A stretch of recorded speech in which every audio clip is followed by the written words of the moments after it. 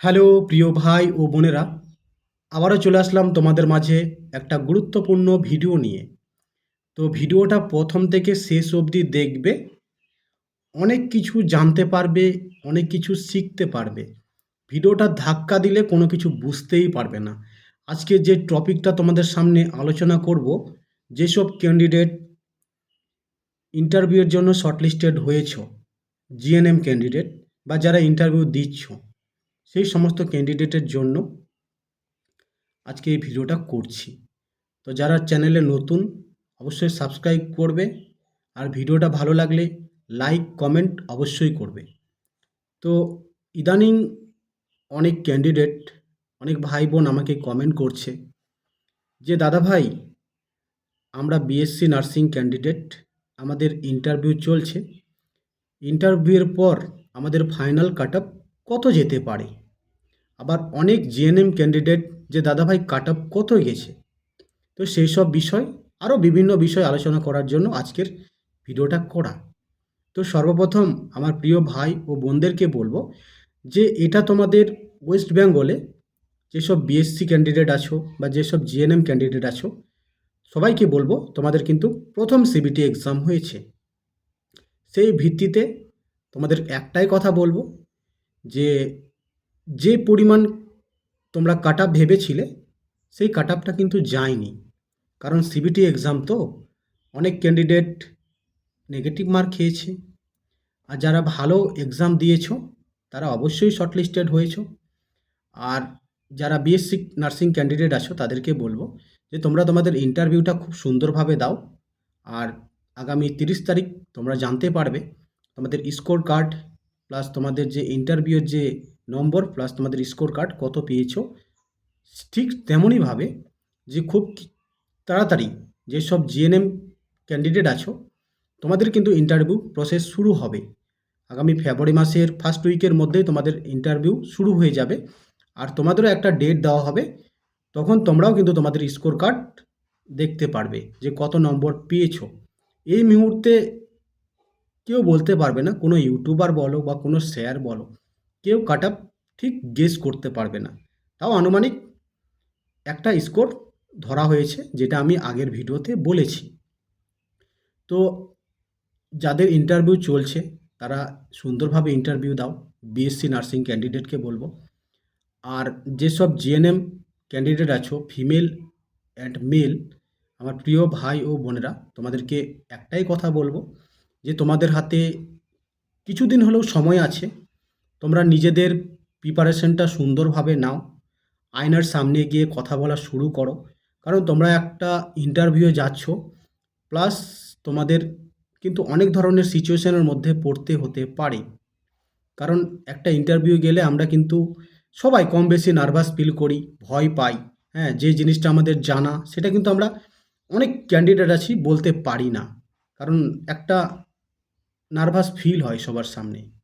তো সেই ভয়টাকে তোমাদের কাটাতে হবে, তোমাদের আয়নার সামনে দাঁড়িয়ে কথা বলতে শিখতে হবে। তোমরা যেভাবে ইন্ট্রোডাকশান দিবে, তোমাদের যেভাবে কোশ্চিনগুলো করবে, সেভাবে তোমরা অ্যান্সার দেওয়ার চেষ্টা করবে। ভয় পেও না। ভয় পেলে কিন্তু এখানে তোমাদের চাকরিটা হয়তো নাও হতে পারে, ইন্টারভিউতে তোমার নাম্বারটা কমে যেতে পারে। সবাই নিজের বেস্ট দেওয়ার চেষ্টা করবে। কারণ তোমরা জানো যে তোমাদের 7,954 জন ক্যান্ডিডেটকে শর্টলিস্টেড করা হয়েছে, ছেলে ও মেয়ে মিলে।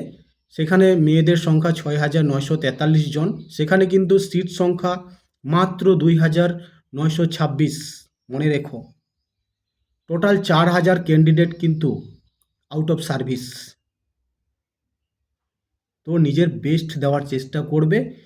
কে কত কাজ শিখেছো বা কত কিছু গেইন করেছো, সেটা কিন্তু তোমাদের ইন্টারভিউতে প্রকাশ করতে হবে। কারণ তোমাদের কোনো এক্সপিরিয়েন্স তারা দেখবে না, তোমার ট্যালেন্ট, তুমি কত কিছু আয়ত্ত করেছো, তুমি কত দিন কাজ করেছো, সেটা কিন্তু তোমাকে ইন্টারভিউর মাধ্যমে তাদেরকে বোঝানো হবে। তোমাকে বোঝাতে হবে। প্রিয় ভাই ও বোনেরা, তোমাদেরকেই বলি। কারণ আমি ইদানিং কয়েকটা ভিডিওতে দেখছি এমন এমন ইউটিউবার আছে, এমন এমন ক্যান্ডিডেট আছে, এমন মতবিরোধ কমেন্ট করছে, এমন কথা বলছে আমার ভিডিওতে না, অন্যজনের ভিডিওতে।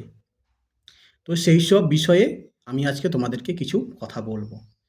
তোমরা হয়তো জানো যে 2018-তে সর্বপ্রথম যে জিএনএম, যে তোমাদের জিএনএম হয়েছিল, তোমরা জানো না কি প্রসেসে হয়েছিল, অনেক ক্যান্ডিডেট আবার জানো। তোমাদের মাধ্যমিকের রেজাল্ট প্লাস এইচএসের রেজাল্ট মিলে কিন্তু 2018-তে তোমাদের জিএনএম এক্সামের যে প্রসেস সেটা হয়েছিল।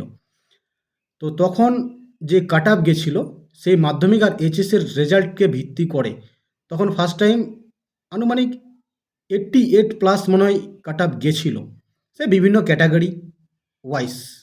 তো সেখানে সর্বপ্রথম এটা হয়েছিল জিএনএম। তারপর 2019-এ জিএনএম এক্সাম হয়েছিল, কিন্তু তোমাদের জানো না, হয়তো অনেক ক্যান্ডিডেট জানো না যে তোমাদের যে ইন্ডিয়ান নার্সিং কাউন্সিল বোর্ড, তারা কিন্তু যে জিএনএম যে এক্সাম সেটাকে লিখিতভাবে মানে ব্যান্ড করার চেষ্টা করেছিল যে আর জিএনএম এক্সাম হবে না। তো শুধুমাত্র বিএসসি আর ইএনএম এই ক্যান্ডিডেটের কিন্তু এক্সামগুলো হতো, শুধু জিএনএমটা তারা বন্ধ করেছিল।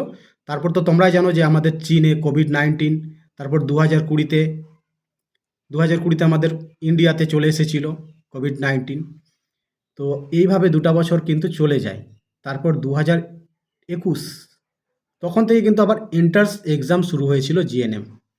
এন্ট্রান্স এক্সাম দিয়ে একটা সরকারি কলেজে জিএনএম কোর্স করো, স্কুল বা কলেজে, এটা কিন্তু চলছিল।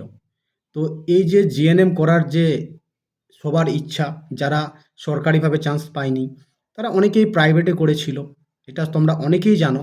কেউ ব্যাঙ্গালোরে গেছিল, কেউ আমাদের ওয়েস্ট বেঙ্গলেও কিন্তু প্রাইভেট কলেজ আছে বা স্কুল আছে যেগুলো আইনসি অ্যাপ্রুভড, সব সব জায়গায় আইনসি অ্যাপ্রুভড আছে।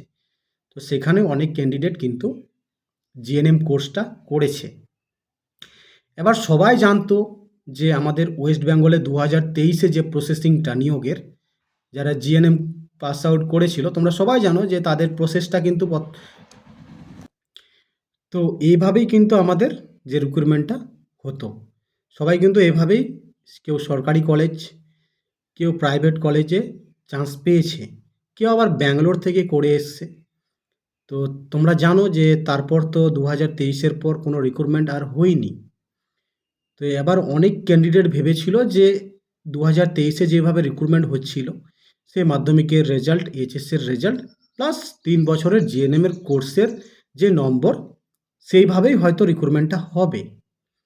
কিন্তু এই যে 2 বছরে যে ক্যান্ডিডেট সংখ্যা বেড়েছে না, সেটা হয়তো কেউ কল্পনাও করতে পারেনি।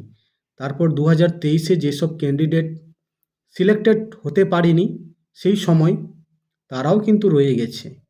কেউ প্রাইভেট হসপিটালে কাজ করছিল, অনেক ক্যান্ডিডেট কাজ করছে।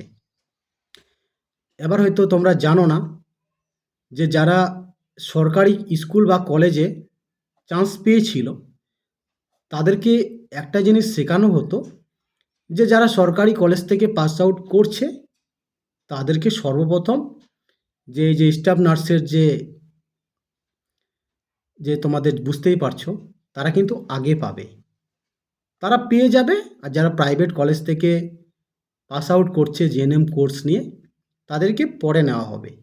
কিন্তু একটা জিনিস সবাই জানে না যে যারা ব্যাঙ্গালোর থেকে বা বাইরের স্টেট থেকে নার্সিং কোর্স করে আসছে, তারা কিন্তু এখানে এসে, তোমরা জানো যে রেসিপ্রোকাল রেজিস্ট্রেশন তারা কিন্তু করছে।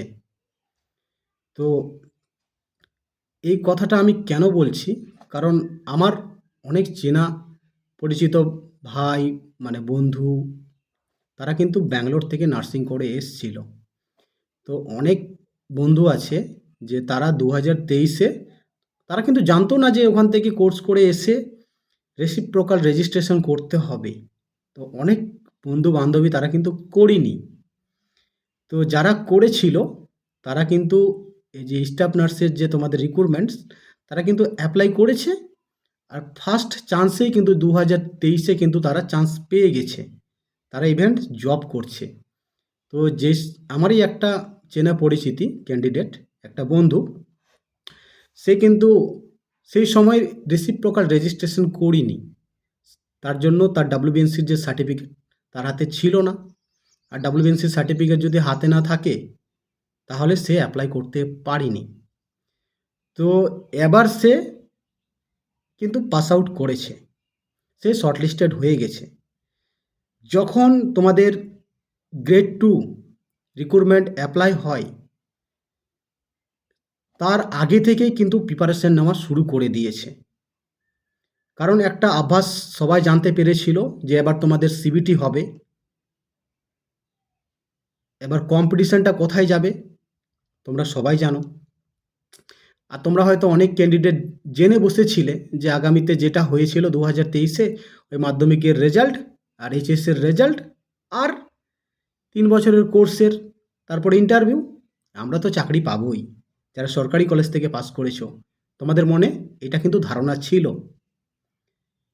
এবার একজন দেখছি কমেন্ট করেছে আর বলছে যে যারা প্রাইভেট কলেজ থেকে পাস করে এসছে বা স্কুল থেকে, তারা নাকি কোনো কিছুই জানে না, শুধুমাত্র যারা সরকারি কলেজ থেকে পাস করছে তারাই নাকি সব কিছু জানে। তো ভাই ও বোন, তোমাদের উদ্দেশ্যে একটাই কথা বলবো, তারাও কিন্তু বিভিন্ন হসপিটালে, ওয়েস্ট বেঙ্গলে বিভিন্ন হসপিটালে, বড় বড় হসপিটালে কাজ করেছে। তাদের মধ্যেও কিন্তু একটা এক্সপিরিয়েন্স তৈরি হয়েছে। তোমরা যেগুলো ট্রেনিং অবস্থায় শিখেছো, হয়তো তোমরা বেশি আর কেউ কম, কিন্তু সবাই কিন্তু শিখেছে। আর আজকে কিন্তু যেটা হলো, তোমাদের ট্যালেন্টের উপর কিন্তু সিবিটিটা তোমাদের কিন্তু রেজাল্ট শর্টলিস্টেড হলো। অনেকেই বলছো যে যেসব ক্যান্ডিডেট সরকারিভাবে পাস করেছে বা যেসব ক্যান্ডিডেট প্রাইভেট স্কুল বা কলেজ থেকে পাস করেছে, তারা এক্সাম হলে সিবিটি এক্সামে গিয়ে নার্ভাস ফিল করেছে, জানা উত্তরটা নাকি ভুল করে এসেছে। একটাই কথা বলবো, যারা প্রিপারেশন নিয়েছে কিনা, যারা মেহনত করেছে, তারা কিন্তু আজকে শর্টলিস্টেড হয়েছে। যারা নেগেটিভ মার্কিং খুব কম করেছে, তারা কিন্তু আজকে শর্টলিস্টেড হয়েছে, ইভেন তারা ইন্টারভিউ দিবেই। আবার আরেকজন কমেন্ট করেছিল, বলছিল যে ইন্টারভিউতে নার্ভাস ফিল হবে, যেটা জানা উত্তর সেটা বলতে পারবে না। নিজেকে এমনভাবে প্রিপারেশন নাও, যদি প্রাইভেট কলেজের সেই ক্যান্ডিডেটটা ইন্টারভিউতে গিয়ে ভালো ইন্টারভিউ দিতে পারে, তো গভর্নমেন্ট কলেজ থেকে পাস করা মেয়ে বা ছেলেটা কেন ভালো ইন্টারভিউ দিতে পারবে না? সবাই, সবার মধ্যে সেই ট্যালেন্টটা আছে, সেই ট্যালেন্টটা তোমাদেরকে কাজে লাগাতে হবে ইন্টারভিউতে। এখানে কোনো রকম এক্সকিউজ চলবে না। এটাই তোমাদের ওয়েস্ট বেঙ্গল রিক্রুটমেন্ট হোল্ড যে বোর্ড, সেটা কিন্তু তারা করলো, সিবিটি এক্সাম নিল। আর আগামীতে, কারণ তোমরা জানো প্রত্যেক বছর জিএনএম এক্সাম কিন্তু হচ্ছে, সেখান থেকে প্রতিনিয়ত হাজার হাজার ক্যান্ডিডেট, কেউ সরকারি কলেজে, কেউ প্রাইভেটে ব্যাঙ্গালোরে গিয়ে নার্সিং কোর্স কমপ্লিট করে আসছে। আবার তো তোমাদের এইদিকে সিএচও হচ্ছে, তাও কিন্তু ক্যান্ডিডেট সংখ্যা কমছে না। কারণ সবার একটাই আশা যে জিএনএম পাস করব, তারপর সরকারিভাবে নার্সিং সিলেক্টেড হয়ে যাব। এটাই তো তোমাদের শেখানো হচ্ছে না নার্সিং কলেজগুলোতে সরকারিভাবে। তো সবাইকে একটাই কথা বলবো, নিজের পড়াশোনাটাকে এমনভাবে করো, যারা নার্সিং নিয়ে করছো, যারা কাজ করছো, তাদেরকেই বলবো, ভাবতে খারাপ লাগলো, এটাই সত্য, কিন্তু মেনে নিতে হবে। আর তোমরা জানো যে ওয়েস্ট বেঙ্গলের অবস্থা কীরকম, যেখানে 60,000 ক্যান্ডিডেট এক্সাম দিয়েছে, সেখানে ভ্যাকেন্সি মাত্র 3,000। এবার তো তোমরা অনেকেই জানো যে এক্সাম প্রসেস থেকে শুরু করে অ্যান্সার কি, শর্টলিস্টের যে সিস্টেম, পুরোটাই সম্পূর্ণ আলাদা।